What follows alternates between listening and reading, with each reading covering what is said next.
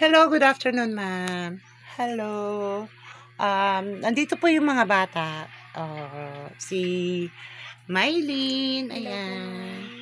Si Judy Ann, ayun. Wala po si Carlo kasi may samba sila ngayon sa church. At isinama sila mag-swimming. Pero sabi niya malilate siya. So, ngayon, ang una kong kakausapin, si Mylene, kung kumusta na yung kanyang pag-aaral. Kung paano siya sa co-ed, ano yung experience niya, kailan siya gagraduate, ano yung kurso niya, kailan siya nag-umpisa sa co-ed, ano yung mga benefits na natanggap niya sa co-ed. So, ngayon po, ihaharap po na yung camera kay Mylene. Hello po, good afternoon po. Nagpapasalamat po ako sa Panginoon dahil ginamit po niya yung co-ed upang tulungan po kami mga estudyante na gustong makapagtapos ng pag-aaral dahil nung una po medyo na-challenge po kami sa gagastusin kasi unang-una po sa lahat yung magulang ko po is farmers, tapos 10 po kami magkakapatid. Tapos may time po na hindi sapat po yung kinikita po sa pagbebenta po ng kalakal. Pero nagpapasalamat po ko sa Panginoon dahil dumating po yung co-ed scholar upang tulungan po kami na suportahan upang magpatuloy po sa pag-aaral. Okay, kailan ka nag-umpisa sa co-ed? Nag-start po ako ng 2022 po. Ano yung course mo? Yung course ko po, agricultural business. Okay. So, kailan ka gagraduate? Next year na po, bali Ayun. 2025 po. Ay, congratulations, Mylene. No? Sa awa ng Diyos, no? Nakakaraos ka na. Opo. Akala ko di ka na makakatapos eh. Dahil si Mylene po ay nag-asawa habang nag-aaral siya. Kaya medyo naano kami noon. Diyos ko, nag-asawa na. So, ang pinakiusap lang namin sa kanya, wag munang magbuntis. Kapag nakatapos na siya, doon na lang siya magbuntis. So, sa awa ng Diyos naman, at tinutupad naman ng batang ito, yung kanyang sinumpaan na hindi mo na siya magbubuntis. Okay, so Mylene, kumusta ang co-ed sa'yo? Yung po. Bali, sobrang salamat po kasi po malaking naibigay po ng tulong ng co-ed po sa amin bilang po sa allowance, sa laptop, sa gastusin po sa school, na-provide po ng co-ed. Pati sa uniform, if kung may babayaran ka man po sa school, na ibibigay po ng co-ed po. Okay, so napakaganda ng ginagawa na. Opo, bali, sipag-tiyaga na lang po sa amin po. So, yung pagsusumikap na makatapos, yun na lang yung Opo, responsibilidad yun na lang po mo. responsibilidad Kasi po. lahat ng kailangan mo, provided na ng co-ed. Provided. Tama. Opo. Okay, so napakaganda. Bibihira yung scholar na gano'n.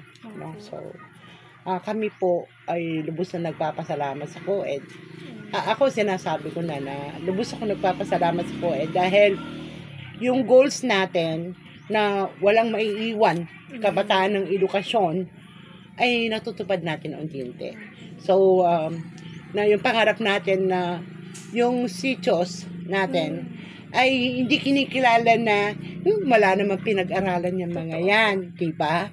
So, wala namang alam yung mga yan, yung mga ganon. Opo. So, ayaw na natin yung ganon naririnig. Gusto natin pakita sa kanila na may mga kabataan sa Sitio Malasa na graduate ng college. At lubos tayo nagpapasalamat. Dumating ang co-ed at isa pamagitan ni Ma'am Malu Berder. No? So, nakakatuwa, di ba? Okay. So, nung nag-aaral ka, kumusta ang experience? Yung po, nung una po, kasi parang unang-una po sa amin mga katutubo, dinidiscrimination po. Oh. Parang sabi ko po, may konting takot po na medyo matcha-challenge siguro ako na makisalamuha sa mga una. Pero pinagpatuloy ko po. Hanggang nakaranas din po ako ng discrimination. Parang may time po na pipicturan ka po ng mga klase, i-epic, tapos isasend, parang bullying po, naka-experience po ako. Pero hindi po yun hadlang para huminto. Kaya salamat din po kay Ma'am Malo kasi tinulungan niya po ako na palakasin po yung loob ko po upang ipagpatuloy po yung pag-aaral po. Tapos yung college din po ng PSAU, tinulungan din po nila ako upang masolusyonan po na ma-stop po yung pambubuli po nila sa akin. Hanggang sa nalipat po ako ng section. Dati po kasi akong section E. Ngayon po, section B na po ako. Yung mga section ko po naman po ngayon, ano po sila, bali, maayos po sila. Hindi ka na binubuli? Hindi na po. Okay. So, ano yung ginawa mo nung binubuli ka nila? Yun nga po, bali, kinausap ko po yung college din na kung pwede akong tulungan na ano bang pwedeng gawin sa mga nambubuli po sa akin. Hanggang sa, tinanong po nila ako na, ano yung desisyon mo, kung ipapaano mo ba sila, or sabi ko po, wag na po kasi may pangarap din po sila. Ang gusto ko lang po kako na ma-stop po yung pambubuli nila. Di bali, ilipat yun na lang po ako ng section, kaya nalipat po ako. Ganon. So, meron ka palang ganun dinanas, no? Opo, meron po. Okay. Pero, I'm so proud of you na nalabanan mo yung dinanas mo na yun. Opo. Very good ka dyan. Mm. Okay? So, normal na sa buhay natin yan. Mm. Kahit unat ka man o kulot ka, talagang mayroon ng bubuli. Mm. Kahit saan, mayroon talagang mahilig mambuli. Nakala mo magaling. Pero tatandaan mo lang, ano yung sinabi mo kanina sa akin, hindi ko na-record yun na kung kaya po ng unat, kaya din po namin mga aita, katutubo. Okay. Very good. Opo. No? Tandaan mo, yung karapatan, pantay-pantay lang tayo. Hindi pwedeng kulot ka, wala kang karapatan. Unat ka, ikaw may karapatan. No. Hindi tayo ginawa ng Diyos ng ganon. Ginawa niya tayong pantay-pantay. So, ano man ang karapatan ng isang unat, ay karapatan din ng isang aita. Okay? So, thank you at hindi mo pinabayaan yung pag-aaral mo. Na hindi ka nagpadala sa bully nila sa'yo, na sumuko ka. Alam ko naman, di ka susuko Hindi ka, sinabi ko na yan kay Ma'am Malu. Yun, kapag may dumarating po kasi sa point na may mga taong gustong humila po sa akin, doon po ako mas lalong lumalakas yung Very loob ko good, po. very Doon ko good. po siya Tama yung pananaw na yon. Wag mong hayaan na sila magdesisyon para sa'yo. Kailangan ikaw magdesisyon para sa sarili mo. So, ang kagandahan lang kasi na naging scholar kayo ng co-ed, itama mo kung tama yung pananaw ko, no? Na ang co-ed, hindi lang siya tumutulong financial, Totoo. kundi tumutulong siya kasama emotional, kasama yung development, no? So, yun, no? So, yun yung nakita ko. Kasi meron tayong regular na meeting, kinakamusta kayo, ano yung nararamdaman nyo, kumusta yung school. So, nalalaman natin kung ano yung sitwasyon nyo. So, ngayon, kumusta ka sa pag-aaral mo ngayon? Ngayon po, okay naman po. Medyo na-challenge lang po kasi nung first sem po ng third year po, hindi naman po siya bagsak. Parang in-INC lang po ako ng prof dahil may kulang po ako yung sa farm practices. Ayun po, bali, pinagawa niya po sa akin na magtanim ka kanya ulit. And then, pag nakapag-harvest ka na, doon kita bibigyan ng grade. Tapos, nagtanim po ako ulit. Bali, inaantay ko na lang pong mag-harvest para mabigyan niya po akong grade. So, yun yung parang thesis mo? Hindi po. Bali, prof ko po siya na in-INC po ako dahil kulang daw po yung ano ko po. Okay. So, yun yung proof mo na ginawa mo yung, bali, kasama sa subject mo. Okay. Very good, very good.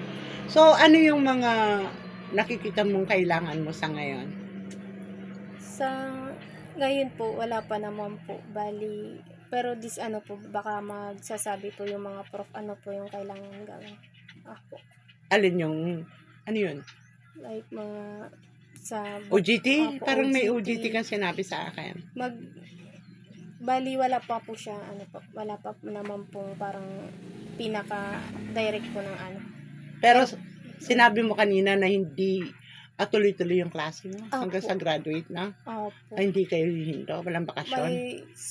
Bali-balita po kasi sabi po na yung OJT po namin, May daw po siya. And then maghahanap po kami ng company about po siya sa agriculture na pwede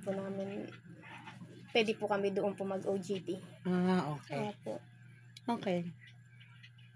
So, sa ngayon, ano yung mga tinatanggap mo na benepisyo sa co-ed? Opo, bali sa ngayon po nakakatanggap po ako ng allowance, provider po sa load, yun po sa laptop, pinrovide po na. Uniform mo, kumusta? Yung uniform po, Mm. bali nakabili na naman po kasi medyo medyo umano po yung waistline po, medyo lumaki po konti. Hindi ka buntis, ha? Ay, hindi naman po. Okay. Lumalakas lang po sa pagkain. Ganon. Sa stress mo, no? Dinaan mo na lang sa pagkain, ano? Okay, very good. So, ngayon, masaya ka ba sa kursong nakuha mo?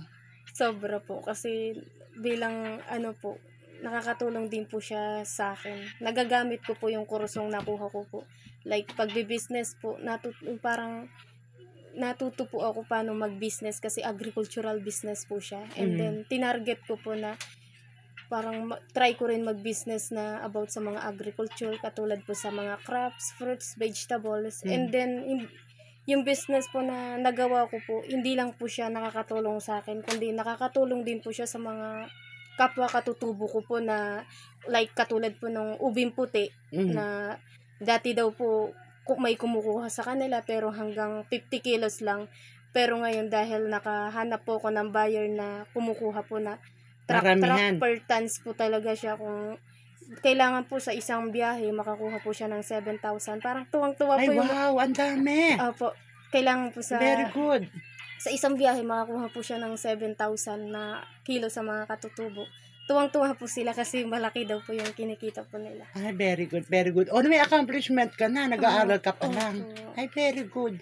Ang galing mo naman, Maylene. Tapos plano ko po na kung inano po, parang kung i-bless po ako ni Lord na sa mga business po na target ko po, gusto ko po na balikan yung mga kapwa katutubo ko rin po, yung mga batang Aita. Gusto ko po silang tulungan. Yung kahit simpleng pagtulong lang, pero makita ko lang po yung ngiti po nila. Sobrang saya po para sa akin. So may bala kang, ano man ang blessings na natanggap mo, gusto mong ibalik sa kanila. Sa pamagitan ng paraan na kaya mo. Tama ba? Okay, so kung sakali, makapagtrabaho ka, maging maayos yung trabaho mo. Yung po, pangarap ko din po na pagkatapos ko po nag-aral, gusto ko po mag-work, makapagtrabaho. And then, kung kaya po, pagsasabay ko po yung business po. Alam mo, pwede kang maging consultant. Pwede kang magtayo ng opisina mo. Okay. Para yung mga produkto ng mga kapatid natin, Aita, ikaw na magne-negotiate. Magtayo ka ng opisina. Pasal na, umpisan mo na, di ba? So, pwede ka ng consultant. Pwede ka ng i-assist mo sila, paano yung tamang pagtatanim, tama ba ako? Opo, kasi yung mga kapwa katutubo ko po, minsan may mga tao na dumarating na lolokohin po sila. Yung kalakal po nila, bibilhin ng ganitong mura. Pero di po nila alam na yung mga kapwa katutubo ko na bago po nila harvestin yun, grabe yung hirap na dinananas po nila. Kasi pinapasan lang no? Opo, gustong-gusto ko po silang tulungan. Tapos pag binili, parang gusto hingin na lang. Diyos ko, no? Kawawa. Naranasan ko yan dito, nung may tindahan pa ako. Meron ng kiluhan sa akin. Ako naman si Pakilemerong Katikatera. Pumunta ako talaga doon kasi nakikita ko kung paano niya kiluhin Tapos, ano lang siya. So, nung sinabi niya sa akin na pairam ako ng kiluhan. O sige, binigay ko naman yung kiluhan. O dyan sila sa harapan ng tindahan ko. Pero binantayan ko. 16 kilos na, sinabi niya 10 kilos daw. Opo, grabe po sila. Oo, sabi ko doon sa namimili, ay grabe ka naman, di ba alam kung gaano kahirap nilang pinasan yan, na nasa bundok pa yan nang galing. Tapos ganun lang gagawin mo. Bigay mo yung tamang presyo sa kanila, binarat mo na Ang mura naman nga nabili, tapos niloloko mo pa sila. So, yun. Naranasan ko yan dyan sa Kaya yung sinasabi ni Maylene, naranasan ko yan dyan. Yun nga po. Kaya, doon po nag-start po, parang nakaranas din po ako na gano'n. Nag-harvest po kami ng ube. Tapos 2 days po namin siya hinukay. Siyempre, dahil po, sa kamay lang po, ginaganyan po. Nagkapaltos na po yung kamay ng nanay ko sa paghuhukay. Tapos may buyer po na dinala pa po namin doon sa buyer. Tapos po, nagulat po ako sa bili niya ng ube.